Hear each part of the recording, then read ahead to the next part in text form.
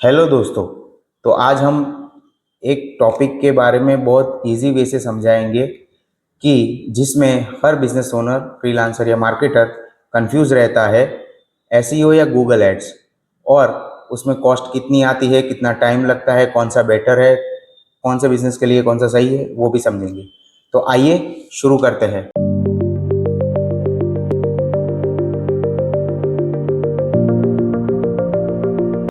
तो यहाँ पे दोस्तों आपके सामने एक स्क्रीन दिख रही है जिसमें मैंने कुछ टॉपिक्स इकट्ठा किए हुए हैं, और उसके बेस पे हम समझेंगे कि कौन सा हमारे लिए सही है। तो हम पहले शुरू करेंगे एसईओ से। तो एसईओ तो सबको पता है, मैंने ऑलरेडी उसके ऊपर भी वीडियोस बनाए हुए हैं। तो search engine optimization is the practice of optimizing your website to rank organically in search engine result. यानी कि एसईओ जो प्रैक्टिस है वो ऑर्गेनिक रिजल्ट के लिए होता है, और उसमें अलग अलग कंपोनेंट्स होते हैं। यहाँ पे आप देख सकते हो on page SEO, off page SEO, technical SEO, content marketing. तो कंटेंट ऑन पेज एसईओ में content optimization, keyword, meta tag, header. Off page SEO में backlink generation, domain authority and social signals. Technical SEO में site speed, mobile friendliness and probability. यानी कि अलग अलग जो भी कंपोनेंट्स है वो हम एसईओ में यूज कर सकते हैं। कुछ एग्जांपल भी दिए हुए हैं कि a bakery in New York optimize their website for best chocolate cake NYC and ranked 3 organically, received 1200 free click per month. यानी कि ऑर्गेनिक रिजल्ट है एसईओ, यानी ऑर्गेनिक रिजल्ट। अभी हम आते हैं गूगल पे। तो गूगल एड्स क्या है? तो Google ads is the paid advertisement platform where you bid on keyword to display ad above organic result. यानी कि जो भी कीवर्ड पे हम बीड करते हैं उसके बेस पे हमको गूगल के जो सर्च रिजल्ट है उसमें टॉप 3 में हमको पोजीशन मिलती है, और उसके बेस पे हमको क्लिक मिलती है। तो इसके भी अलग अलग कंपोनेंट है, जैसे सर्च एड है, डिस्प्ले एड है, शॉपिंग एड है, वीडियो एड है। यानी कि ये कंपोनेंट नहीं बोला जाता, लेकिन ये डिफरेंट टाइप ऑफ एड है। यानी कि आप सर्च एड से भी रैंक कर सकते हो, डिस्प्ले एड में भी रैंक कर सकते हो, शॉपिंग एड में भी रैंक कर सकते हो, और वीडियो एड में भी रैंक कर सकते हो। तो यहाँ पे एक एग्जांपल भी मैंने सेट किया हुआ है कि some bakery runs Google ad for chocolate cake delivery NYC and page $2.5 पर click, receiving 500 click and 50 order. यानी कि पेड एड करके उन्होंने 500 क्लिक ली है और 50 ऑर्डर जनरेट किए हैं। तो यहाँ पे हम उन दोनों के बीच में भी डिफरेंस समझते हैं कि डिफरेंस क्या है, और उनके फैक्टर्स के बेस पे हम समझते हैं कि कॉस्ट के फैक्टर पे हम समझेंगे कि एसईओ में फ्री क्लिक मिलती है, बट उसमें टाइम इन्वेस्टमेंट बहुत है। यानी कि एसईओ में रैंकिंग करने के लिए थोड़ा टाइम लगता है। और गूगल एड में यानी कि वो पेपर क्लिक के बेस पे काम करता है, और वो सीपीसी जो होता है, कॉस्ट पर क्लिक जो मैंने बात करी वो वेरी भी रहता है एज पर इंडस्ट्री। यानी कि कुछ इंडस्ट्री में जो कॉस्ट पर क्लिक होती है वो कम होती है, कुछ में ज्यादा होती है, लेकिन उसमें आपको इंस्टेंट रिजल्ट मिलते हैं। टाइमलाइन की बात करें तो रैंकिंग आने में एसईओ में 3 से 6 महीने या उससे ज्यादा भी लग सकता है, और गूगल एड में हमको इमीडिएट विजिबिलिटी मिलती है। लेकिन उसमें ये बहुत जरूरी है कि हम कैसे बीड करते हैं। उसमें सस्टेनेबिलिटी की बात करें तो लॉन्ग टर्म ट्रैफिक सोर्स है। यानी कि एक बार हमारा रैंकिंग आ गया तो हमको लॉन्ग टर्म के लिए उसमें ट्रैफिक मिलता रहता है, ऑर्गेनिक क्लिक मिलती रहती है, उसके लिए कोई भी खर्चा करने की जरूरत नहीं होती है। और अगर आपने गूगल एड में पेड एड बंद कर दी, यानी कि जो कॉस्ट पर क्लिक है या फिर आपने जो आपका पैसा है वो डालना बंद कर दिया, तो एड तुरंत ही बंद हो जाती है, रैंकिंग नहीं मिलता है। सीटीआर की बात करें तो जब हमारे रैंकिंग आ जाती है तो उसमें एसईओ में हमारा हायर सीटीसी रहता है, वो अराउंड 28.5% का रहता है। यानी कि हमको ज्यादा से ज्यादा क्लिक्स मिलती है और उसके बेस पे लीड मिलती है। और गूगल एड्स में हमेशा हमारी जो सीटीआर बैठता है 3 से 5% के बीच में बैठता है। और ट्रस्ट इश्यू की बात करें, क्योंकि आज बहुत सारी ऐसी भी चीज है जिसमें लोग पहले रैंक पे आ तो जाते हैं, लेकिन उसमें आप देख रहे हो कि फ्रॉड के बहुत सारे केसेस बढ़ते जाते हैं। तो यहाँ पे ट्रस्ट इश्यू है वो 70% प्रीफर इन ऑर्गेनिक रिजल्ट, यानी कि ट्रस्ट इश्यू ज्यादा है। और some users skip the ad, यानी कि कुछ लोग जो क्लिक है यानी कि एड देखते नहीं और उसको स्किप कर देते हैं। अभी उसके बेस पे हम जाते हैं कॉस्ट पे। तो कॉस्ट में क्या इफेक्ट आता है, यानी कि हम एसईओ पे जाए तो उसका कॉस्ट क्या रहता है और गूगल एड का कॉस्ट क्या रहता है। तो यहाँ पे आप देख सकते हो कि कॉस्ट में अगर इनिशियल इन्वेस्टमेंट की बात करें तो $500 से लेके $5000 पर मंथ एजेंसी या टूल के बेस पे आप उसमें इन्वेस्टमेंट करना रहता है। और गूगल एड्स में उसके सामने बात करें तो $1 से $2 यानी कि CPC की यहाँ पे बात हो रही है, वो सर्च नेटवर्क के लिए। अगर डिस्प्ले ऐड में जाते हैं या फिर यूट्यूब ऐड में जाते हैं तो उसका CPC और कॉस्ट पर व्यू अलग बैठता है। और आगे जाए तो मेन चीज़ है कंटेंट। SEO में कंटेंट और कीवर्ड दोनों काम करते हैं, तो मेन चीज़ होती है कंटेंट।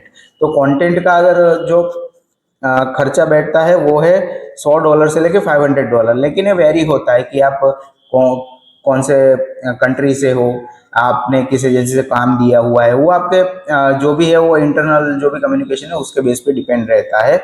और यहाँ पे अब SEO के बाद गूगल ऐड में इंडस्ट्री बहुत कम्पिटिटिव हो जाती है। इंश्योरेंस और लीगल यानी कि सबकी अलग अलग कॉस्ट पर क्लिक निकलती है। यहाँ पे आप देख सकते हो कि मैंने दिया हुआ है कि इंश्योरेंस में $18.57 के हिसाब से क्लिक मिलती है, और लीगल की बात करें तो उसमें $6.50 या $7.50 की एक क्लिक का रेट अपने को मिलता है। यानी कि आप समझ लीजिए कि अगर 100 क्लिक रोज की हुई तो 600 या $650 एक दिन का हमारा बजट बैठता है। तो आप यहाँ पे दोनों का कंपेयर कर सकते हो। यहाँ पे मैंने गूगल ऐड में पर क्लिक का रेट दिया हुआ है, और यहाँ पे जो हमारा ROI बैठता है वो SEO में जैसे बताया कि 3 से 6 महीने लगते हैं, लेकिन ROI जब आता है तो उसमें जो हमारा इनिशियल लेवल का जो इन्वेस्टमेंट है वो जल्दी रिकवर होता है। और मंथली बजट गूगल ऐड में हमको एक तरीके से सेट करना पड़ता है कि 1,000 या $10,000 जो भी हो, अपने ऊपर डिपेंड करता है कि कैसे करना चाहिए। अगर रियल वर्ल्ड एग्जाम्पल की बात करें तो ई-कॉमर्स स्टोर की हम यहाँ पे बात करते हैं। तो यहाँ पे देख सकते हो कि मैंने कुछ डिटेल्स दी हुई है। बिजनेस है ऑनलाइन फिटनेस इक्विपमेंट स्टोर, उसका गोल है कि मुझे सेल्स बढ़ाना है फॉर होम जिम इक्विपमेंट में। यानी कि उन्होंने यहाँ पे दिया हुआ है कि अगर कोई होम जिम इक्विपमेंट सर्च करे तो मेरा टॉप पे आना चाहिए एड्स में।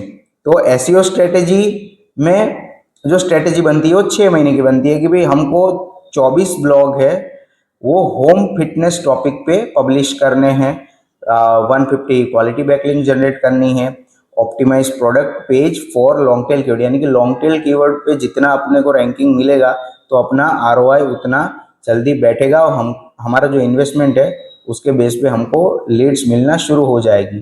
तो यहाँ पे रिजल्ट की बात की हुई है कि 15,000 organic visit per month, 300 sales और $0 पर क्लिक। यानी कि हमारा ऑर्गेनिक रिजल्ट है। अगर हम इतना स्पेंड करते हैं स्ट्रेटेजी जो भी हमारी स्ट्रेटेजी वो बनाते हैं और उसके बेस पे जाते हैं, तो उसके सामने गूगल ऐड की स्ट्रेटेजी की बात करें तो सेम पीरियड के लिए है। यानी कि $3,000 हमने पर मंथ के लिए खर्चा किया तो $18,000 6 महीने का हुआ, और उसके बाद पे जो भी हमारा जो रिटर्न ऑन इन्वेस्टमेंट है वो कितना वेरी होता है वो हमको फिल्टर करना पड़ता है। और यहाँ पे अब आ जाते हैं रिजल्ट की बात पे। तो SEO की जो टाइमलाइन है उसमें जो स्ट्रेटेजी हो इस तरीके से है कि 1 से 3 महीने में आपको ऑप्टिमाइजेशन करना है, कंटेंट क्रिएशन करना है,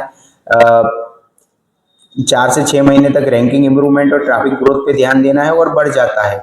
इतने में आपका रिजल्ट आना शुरू हो जाता है। 100% नहीं बोल सकता हूँ, लेकिन आपकी स्ट्रेटेजी कितनी स्ट्रांग है उसके बेस पे ये डिपेंड करता है। अभी आप देख रहे हो कि 7 से यानी कि 3 महीने का गैप है कि कंपाउंड ग्रोथ और एस्टैब्लिश्ड अथॉरिटी यानी कि एक ट्रस्ट बिल्ड हो जाता है। और अगर हम ये कंटिन्यूस रखते हैं, SEO कंटिन्यूस प्रोसेस है, तो सस्टेनेबल पैसिव ट्रैफिक शुरू हो जाता है, और फिर हमको रैंकिंग और ट्रैफिक और लीड्स मिलना शुरू हो जाता है। उसके सामने हम एडवांटेज और डिसएडवांटेज की बात करें SEO में, तो एडवांटेज की पहले बात कर लेते हैं। तो फ्री ऑर्गेनिक ट्रैफिक है, क्लिक थ्रू रेट अच्छा रहता है, ब्रांड बिल्ड होती है, क्रेडिबिलिटी मिलती है, लॉन्ग टर्म सस्टेनेबल रिजल्ट रहता है, जल्दी वो हटता नहीं है, ROI अच्छा मिलता है, और 24/7 विजिबिलिटी रहती है।